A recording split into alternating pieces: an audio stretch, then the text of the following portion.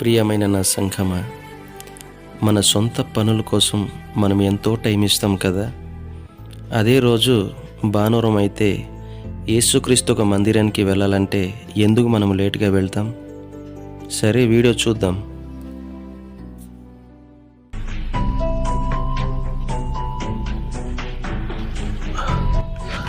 Eight ఓ clock ఆఫీస్కి వెళ్ళాలి. Train light అయిపోతుంది. 7 అయింది ఇప్పుడే.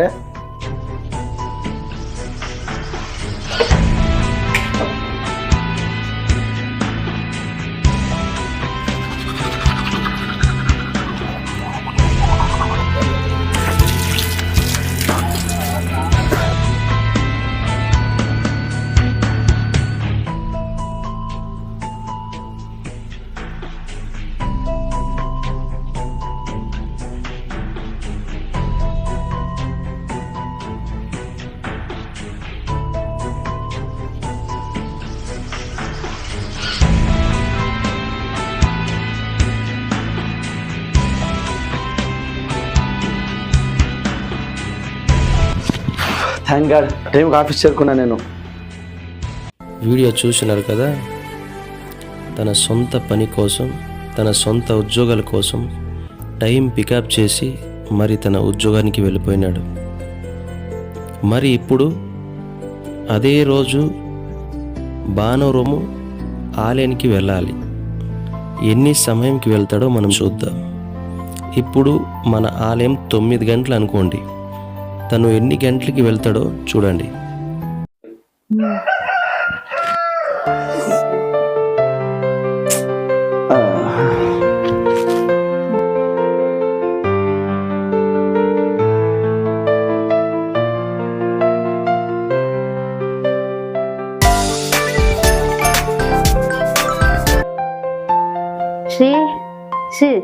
టైం అయింది, లేవు. చర్చికి పోవాలా, స్నానం చేయిపో. టైం ఎంత? 8 గంటలు అయింది. 8 గంటల? 9 గంటలు కదా, ఇంకా 1 అవర్ ఉంది. లేవు, టైం అయింది, పోవాలా.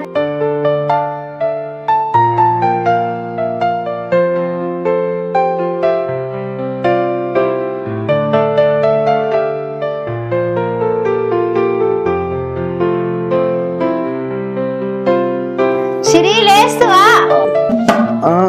లేస్తా ఉండు ఇంకా కాసేపు.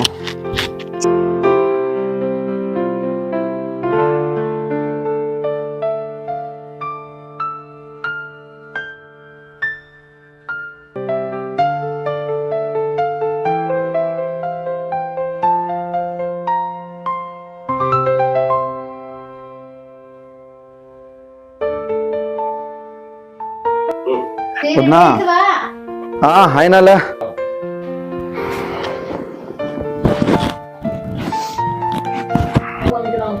ఇప్పుడు 10:30. ఓకే, పర్లే, వెళ్దాంలే.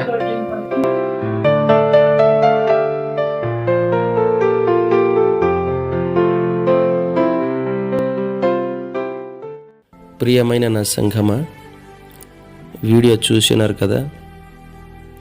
తన వ్యక్తిగత జీవితం కోసం తను ఎంతగానో టైం ఇచ్చాడు.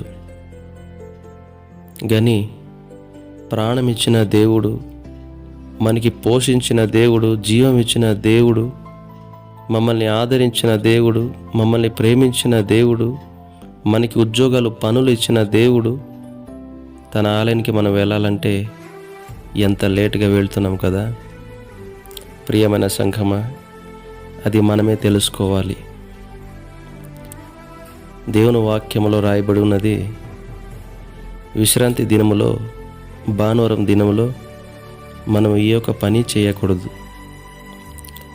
ఒకవేళ మన ఇంట్లో చిన్న బిడ్డలు ఉన్నారు, పేషెంట్లు ఉన్నారు అంటే ఒకవేళ మనము ఆ టైం లోపల త్వరగా మనం ఆహారం ముగించిడాల.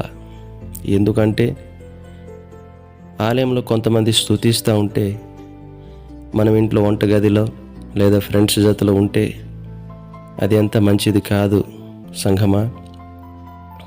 ఎందుకంటే నా బిడ్డ నా దగ్గరికి ఎప్పుడు వస్తాడో అని దేవుడు ఎదురు చూస్తూ ఉంటాడు. దయచేసి మనమందరం కలిసి, గుట్టుగా కలిసి దేవుని ఆరాధించడానికి వెళ్దాం. ప్రియమైన సంఘమా, ఏది శ్రేష్టమో మీరే తెలుసుకోండి. దేవుడు మిమ్మల్ని దీవించునుగాక. ఆమెన్.